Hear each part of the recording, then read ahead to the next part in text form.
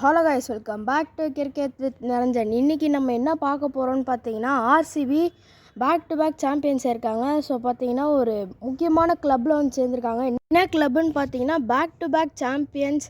So பார்த்தீங்கன்னா இதுக்கு முன்னாடி எம்ஐயும் சிஎஸ்கேவும் மட்டும்தான் பண்ணாங்க. அதிக ஃபேன் பேஸ் வச்சுருக்க டீம்லாம் வந்துட்டு இப்போது பெரிய ஹிஸ்ட்ரி க்ரியேட் பண்ணுறாங்க. ஸோ அதுக்கப்புறம் இப்போ ஆர்சிபி பார்த்திங்கன்னா ஒரு டீமாக 2 வருஷம் விளாண்ட உடனே இப்போது சூப்பராக ஆட ஆரம்பிச்சிருக்காங்க. அதுக்கப்புறம் ரஜத் பட்டிதார் கேப்டன்சி வேறு செட் ஆகிருக்கு அவங்களுக்கு. ஸோ அதனால் சூப்பராக ஆடின்னு இருக்காங்க. பட் ஆனால் இப்போது ஆர்சிபிக்கு மினி ஆக்ஷன் வர்ற வரைக்கும் பிரச்சனை இல்லை. இப்போ ஆனால் மெகா ஆக்ஷன் வந்துச்சுன்னா அவங்க என்ன பண்ண போகிறாங்கன்னு தெரில. பிகாஸ் வெறும் கம்மி பிளேயர் தான் உங்களால் ரீட்டைன் பண்ண முடியும். இவங்களுக்கு 11 செட் ஆகிடுச்சு. ஸோ பார்த்திங்கன்னா இந்த வருஷம் பவுலர்ஸ் ரொம்ப ஹெல்ப் பண்ணியிருக்காங்க. அதுக்கடுத்து பேட்டிங் ஓரளவு ஓகேவாக தான் இருந்துச்சு. ஆனால் ஒரு சில பிளேயர் பர்ஃபார்ம் பண்ணி கூப்பிட்டு வந்துட்டாங்க. ஸோ இந்த வருஷம் ஃபைனல்ஸ் பார்த்திங்கன்னா ஒரு ஒன் சைடட் ஃபைனல்ஸாக போயிடுச்சு. குஜராத் டைட்டன்ஸில் கில்லு வந்துட்டு நாக் அவுட்ஸில் வெறும் குவாலிஃபயர் 2ல் மட்டும்தான் அடிக்கிறாரு, வேறு எதுலேயுமே அடிக்க மாட்டுறாரு. ஸோ அதுக்கப்புறம் பார்த்திங்கன்னா வந்துட்டு புவனேஸ்வர் குமார் அவருக்கு இந்தியன் ஆப்பர்ச்சுனிட்டி கொடுக்கணும், சூப்பராக போடுறாரு. இதுக்கடுத்து அவரோட ஏஜ்லோடு நல்லா காம்ப்ரிஷியேட் பண்ணி போடுறாரு. அதுக்கப்புறம் பார்த்தா சைலண்ட்டாக ரசிக் தார் சலாம் சூப்பராக போட்டிருக்காரு.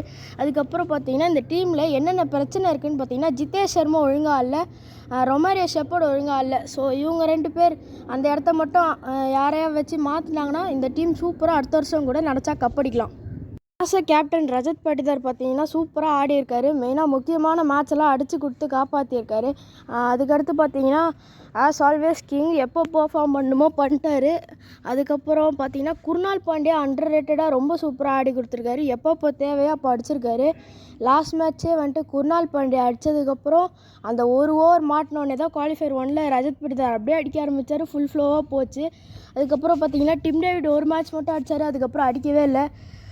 அடுத்து வெங்கடேஷர் வந்துட்டு ஒரு அக்ரஸிவான ஸ்டார்ட் கொடுக்குறனால விராட் கோலி அப்போ தட்டி ஆட்டு செட்டில் ஆகிட்டு அதுக்கடுத்து விராட் கோலி அடிக்கிறாரு. ஸோ அது வந்துட்டு அவருக்கு ரொம்ப யூஸ்ஃபுல்லாக இருந்துச்சு.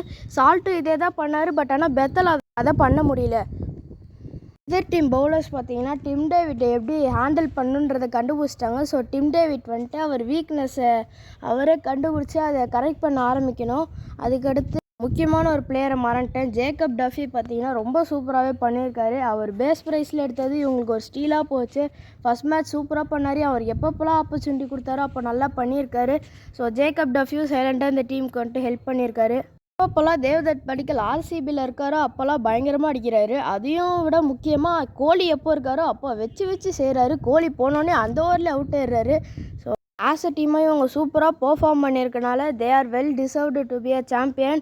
ஸோ பார்த்தீங்கன்னா அடுத்த வருஷமும் கப் அடிப்பாங்களான்னு தெரில, ஆனால் அடித்தா ஒரு ஹிஸ்ட்ரியை க்ரியேட் பண்ணலாம். ஸோ ரஜத் பட்டிதார் அண்ட் கோ அதை பண்ணுவாங்களான்னு பார்ப்போம்.